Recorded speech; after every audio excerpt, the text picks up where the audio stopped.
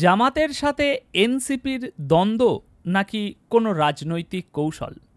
প্রিয় দর্শকবৃন্দ, বাংলাদেশের রাজনীতি থেকে আওয়ামী লীগ নিষিদ্ধ হওয়ার পর যে কটি ঘটনা ঘটেছে সেই ঘটনার পরিপ্রেক্ষিতে এবং বর্তমান বাংলাদেশের রাজনৈতিক বন্দোবস্ত, এই সমস্ত কিছু মিলিয়ে আজ এই প্রশ্নের উত্তরটা জানা খুবই গুরুত্বপূর্ণ হয়ে পড়েছে যে জামাতের সাথে এনসিপির দ্বন্দ্ব চলছে নাকি এই দুই রাজনৈতিক দলের একটি নূতন রাজনৈতিক কৌশল।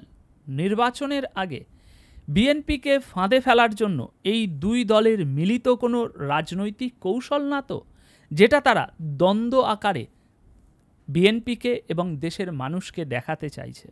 দর্শক, আজ এই প্রশ্নের উত্তরটি খোঁজা, বিশ্লেষণ করা খুবই গুরুত্বপূর্ণ হয়ে পড়েছে।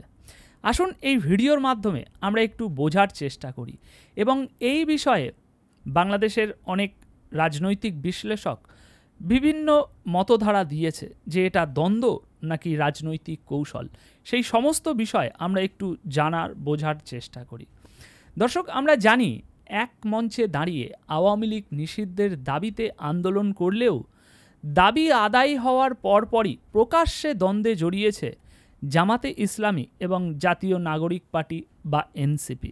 আমরা সকলেই জানি কি কেচ্ছাকাণ্ড হয়েছে গত ৩-৪ দিন ধরে। গণ অভ্যুত্থান পরবর্তী বাংলাদেশে এই দুটি দল এখন হঠাৎ কেন দ্বন্দ্বে জড়ালো, সেই প্রশ্ন কিন্তু রাজনৈতিক বিশ্লেষক থেকে শুরু করে দেশের আপামর সাধারণ জনগণ যারা রাজনীতি নিয়ে একটু চর্চা করে তাদের প্রত্যেকের মনে কিন্তু একটা প্রশ্নচিহ্ন তুলেছে যে এই দুই ভ্রাতৃপ্রীতম দল যারা সেই ৫ই আগস্ট থেকে একে অপরের হাত ধরে আছে, তারা কেন হঠাৎ আওয়ামী লীগ নিষিদ্ধের পরপরই একটা দ্বন্দ্বে জড়ালো। সম্প্রতি এই দ্বন্দ্বের বিষয়টি আরও বেশি করে প্রকাশ্যে উঠে আসে অন্তর্বর্তী সরকারের তথ্য উপদেষ্টা মাহফুজ আলমের আপলোড করা দুটি ফেসবুক স্ট্যাটাসের পরে। এবং আমরা এটাও জানি যে ওই দুটি স্ট্যাটাসের মধ্যে একটি স্ট্যাটাস দেওয়ার কয়েক মিনিটের মধ্যে সেটি সরিয়ে ফেলা হয়েছিল, কিন্তু সরিয়ে ফেললেও অনলাইনে তার যে স্ক্রিনশট সেটা ব্যাপকভাবে অনেকগুলো আইডি থেকে ভাইরাল করা হয়।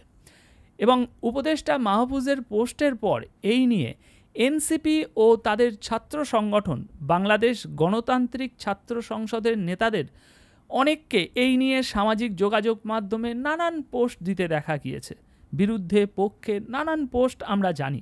এবং একই সাথে আওয়ামী লীগ নিষিদ্ধের দাবিতে ওই যে কর্মসূচিটা চলছিল সেইখানে গোলাম আজমের নামে যে স্লোগান দেয়া হচ্ছিল এবং জাতীয় সঙ্গীতের বিরুদ্ধে যে স্লোগান দেয়া হচ্ছিল সেগুলো নিয়েও তাদেরকে আমরা সমালোচনা করতে দেখেছি।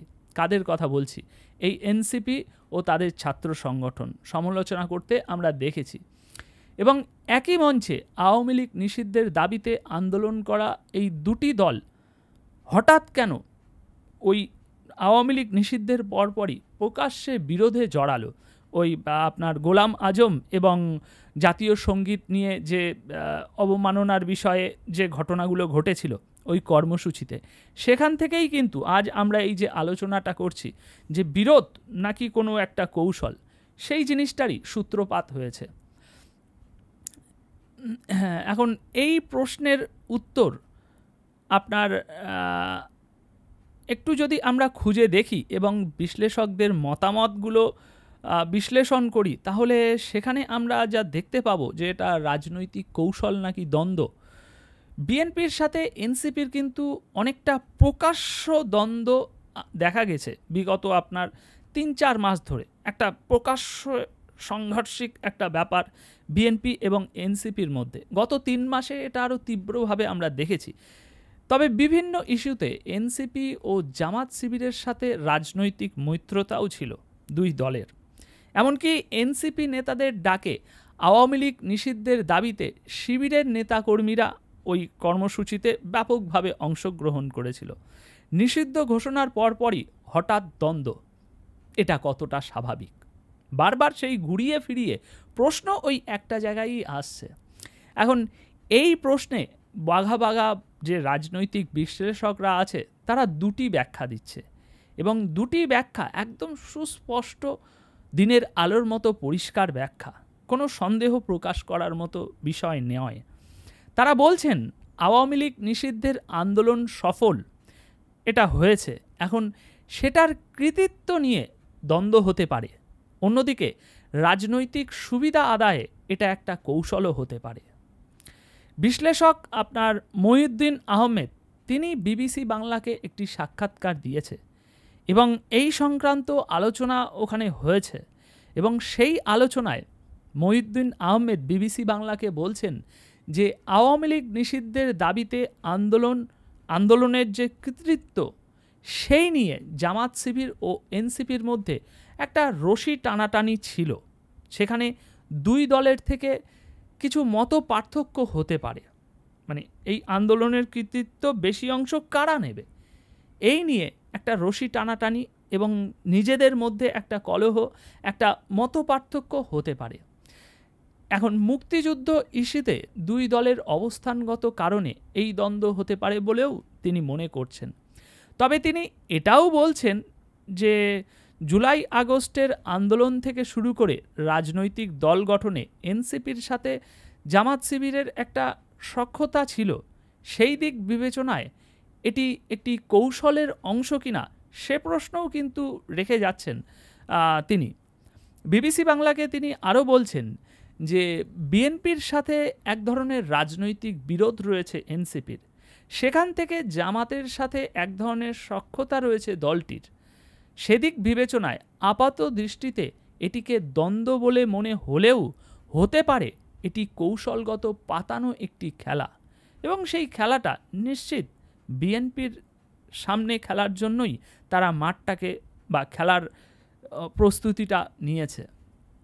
এখন অন্যান্য বিশ্লেষকদের অনেকে মনে করছেন যে সামনের জাতীয় নির্বাচনকে সামনে রেখে মুক্তিযুদ্ধ ও রাজাকার এই দুই ইস্যুতে জামাতে ইসলামীর সাথে এনসিপির দূরত্ব প্রকাশের একটি চেষ্টা হতে পারে।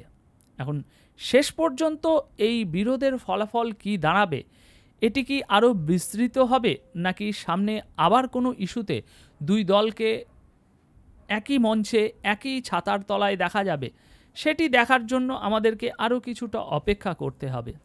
তবে এখানে দুটো বিশ্লেষকরা যে মতামত দিচ্ছে যে এটা দ্বন্দ্ব নাকি রাজনৈতিক কৌশল, হঠাৎ এত মাস ধরে তোমরা একসাথে থাকলে হঠাৎ একটা বড় দাবি পূরণ হওয়ার পর সেই মঞ্চ থেকেই তাদের মধ্যে দ্বন্দ্ব সৃষ্টি হলো, তো এটা কি সত্যিই দ্বন্দ্ব নাকি রাজনৈতিক কৌশল? তো সেখানে বিশ্লেষকদের যা মতামত আমরা দেখলাম, দুটি বিষয়ই স্পষ্ট, দুটি বিষয়ই হতে পারে, দ্বন্দ্বও হতে পারে এবং একটা কৌশলও হতে পারে।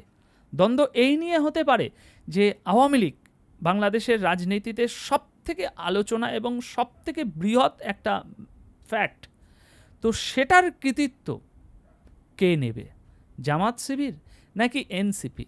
এখন এই কৃতিত্বটা যাদের কোর্টে যাবে তাদের একটা নির্বাচনে অনেক বড় একটা প্লাস পয়েন্ট থাকবে যে আমরাই আওয়ামী লীগকে নিষিদ্ধ করেছি, আমাদের সংগঠনের দ্বারাই আওয়ামী লীগ নিষিদ্ধ হয়েছে। তো সেটা নিয়ে একটা মতবিরোধ, একটা দ্বন্দ্ব হতে পারে, তার জেরে এ ওকে কাদা ছোড়াছুড়ি করছে। এবং এও হতে পারে যে আগামী নির্বাচনে একটা ভিন্ন খেলার জন্য বিএনপির সামনে একটি নূতন ফাঁদ পেতেছে জামাত শিবির এবং এনসিপি। এবার এখানে যদি আমার ব্যক্তিগত মতামত আপনারা জানতে চান, তাহলে বিশ্লেষকরা এই যে দুটি ধারণা দিয়েছে, এই দুটি ধারণার মধ্যে আমি বলবো ভার যে বেশি যে দিকটাতে, সেটা হচ্ছে এটা রাজনৈতিক একটা কৌশল। এটা দ্বন্দ্ব, এটা আমি ততটা অ্যাকসেপ্ট করতে পারছি না, কিন্তু এটা রাজনৈতিক কৌশল জামাত শিবির ও এনসিপির, এই দিকটা আমার কাছে অনেক অনেক বেশি ভারী বলে মনে হচ্ছে। তো দর্শক, এখন শেষ করার আগে আপনাদের মতামত অবশ্যই কমেন্ট বক্সে রেখে যাবেন।